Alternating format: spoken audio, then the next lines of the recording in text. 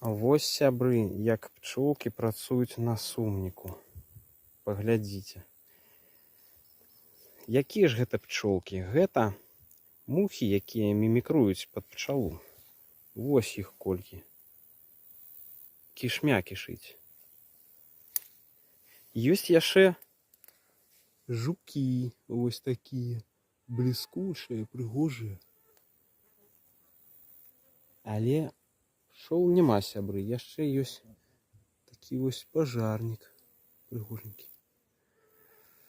Дык вось, чуў меркаванне, што на сумніку працуюць меданосныя пчолы, але не ў гэты час дня, а ранкам, рана-рана ці ўвечары, я не ведаю. Трэба будзе даследаваць гэтае пытанне, а пакуль што маем, што маем. Медадойны жук, пчолы колькі заўгодна. Мухі, сябры, якія мімікруюць пад пчол.